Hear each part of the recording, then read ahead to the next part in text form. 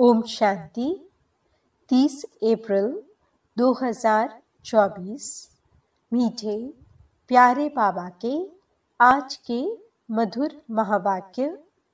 आज की मुरली के कुछ विशेष पॉइंट्स।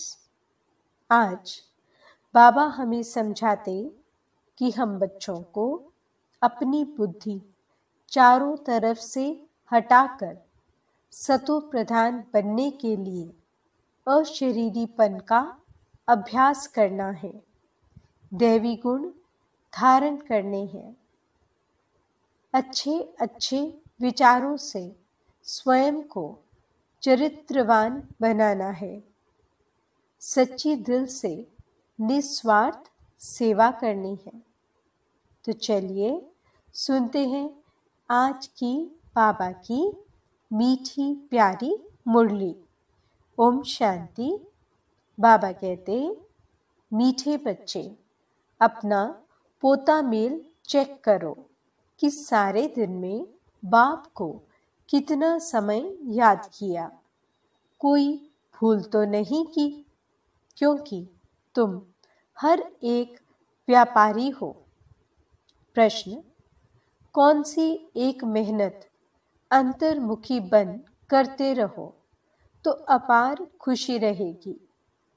उत्तर, जन्म जन्मांतर जो कुछ किया है, जो सामने आता रहता है, उन सब से बुद्धि योग निकाल सतो प्रधान बनने के लिए बाप को याद करने की मेहनत करते रहो। चारों तरफ से बुद्धि हटाए अंतर्मुखी बन बाप को याद करो। सर्विस का सबूत दो तो अपार खुशी रहेगी। ओम शांति। बाप बैठ बच्चों को समझाते हैं। ये तो बच्चे जानते हैं कि रूहानी बाप रूहानी बच्चों को बैठ समझाते हैं। रूहानी बाप हुआ बेहद का बाप, रूहानी बच्चे भी हुए बेहद के बच्चे। बाप को तो सब बच्चों की सद्गति करनी है। किस द्वारा?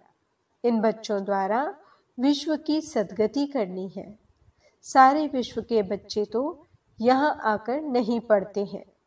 नाम ही है ईश्वरीय विश्वविद्यालय। मुक्ति तो सबकी होती ही है। मुक्ति कहो, जीवन मुक्ति कहो। मुक्ति में जाकर फिर भी सबको जीवन मुक्ति में आना ही है।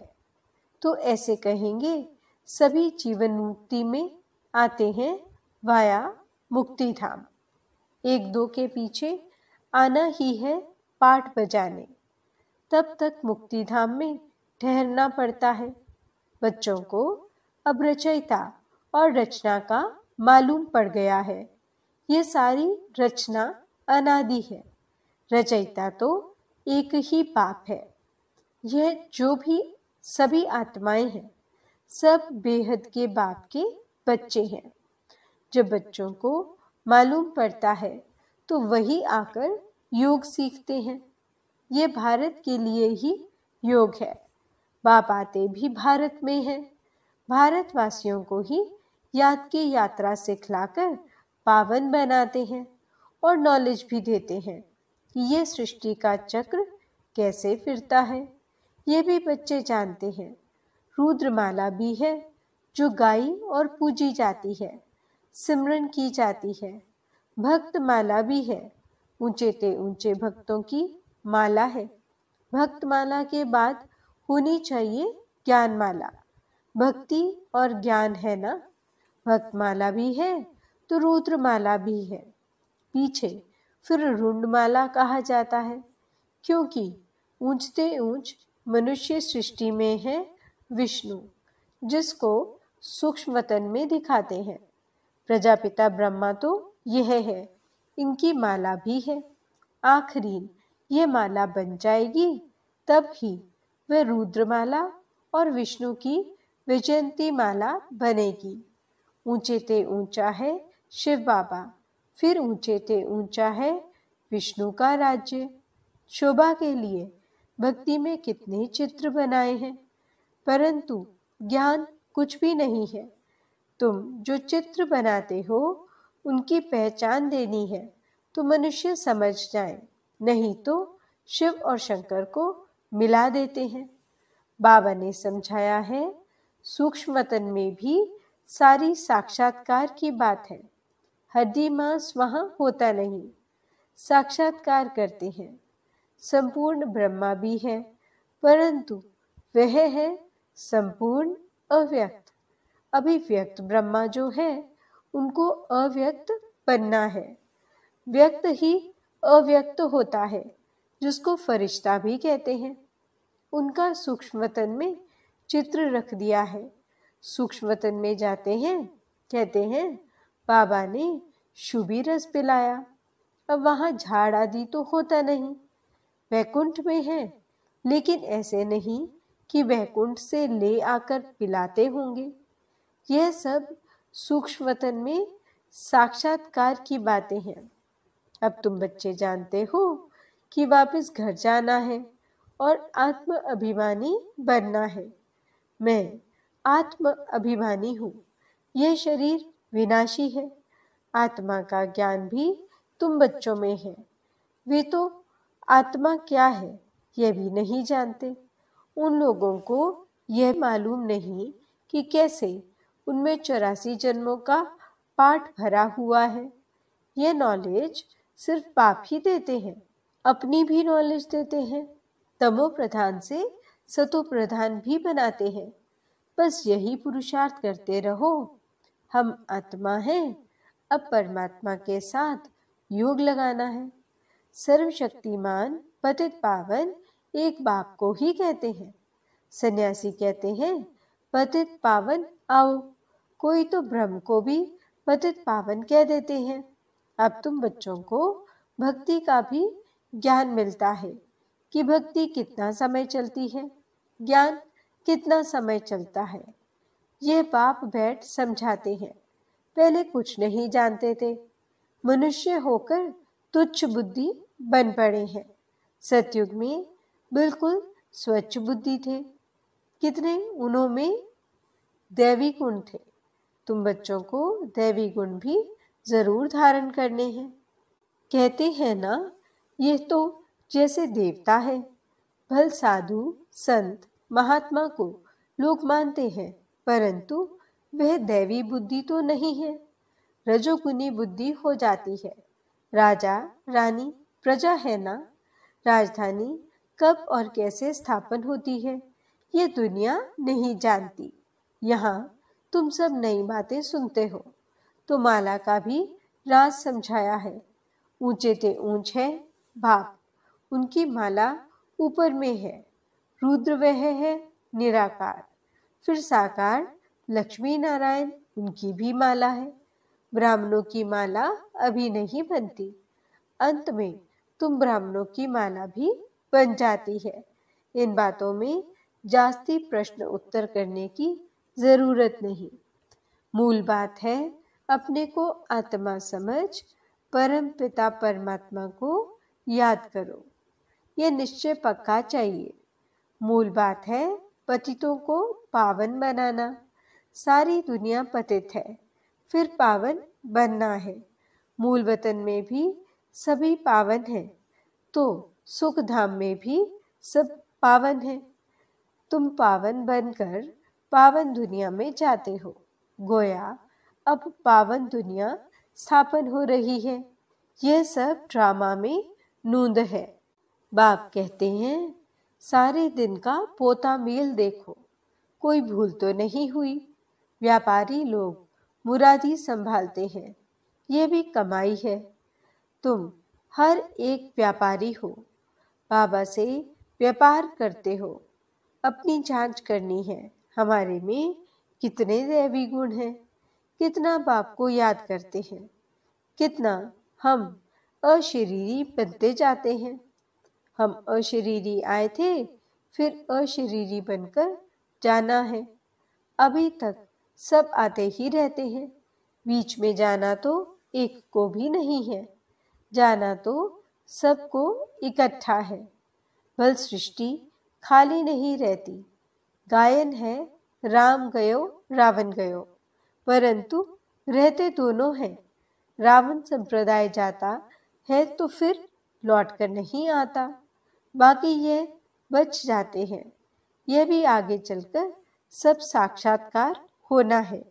यह जानना है कि नई दुनिया की कैसे स्थापना हो रही है, पिछाड़ी में क्या होगा।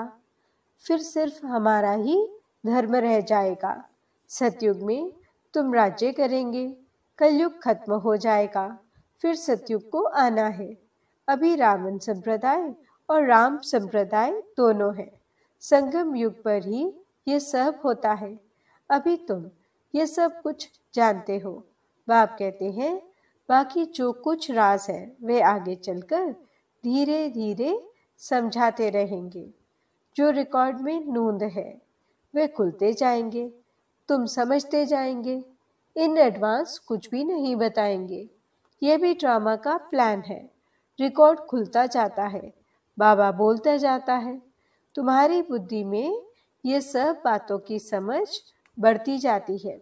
जैसे जैसे रिकॉर्ड बजता जाएगा वैसे वैसे बाबा की मुरली चलती जाएगी। ड्रामा का राज सारा भरा पड़ा है। ऐसे नहीं रिकॉर्ड से सुई उठाकर बीच में रख सकते हैं तो वह रिपीट हो, नहीं, वह भी फिर वही रिपीट होगा, नई बात नहीं। बाप के पास जो नई बात होगी वह रिपीट होगी। तुम सुनते और सुनाते जाएंगे। बाकी सब गुप्त है।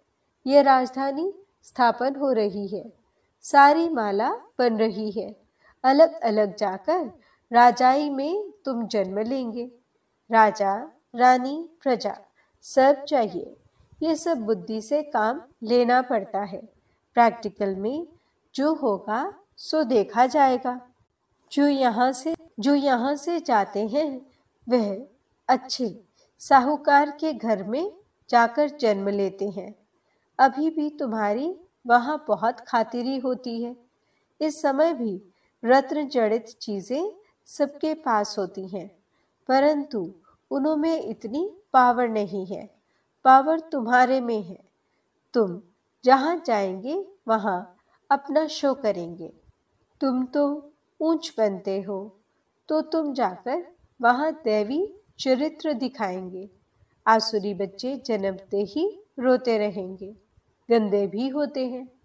तुम तो बड़े कायदे से पलेंगे, गंद आदि की बात नहीं। आजकल के बच्चे तो गंदे हो पड़ते हैं। सतयुग में ऐसी बात हो न सके। फिर भी हेवन है ना, वहाँ पास आती नहीं। जो कहना पड़े अगरबत्ती चलाओ। बगीचों में बहुत खूबसूरत फूल होंगे। यहाँ के फूलों में इतनी खुशबू नहीं।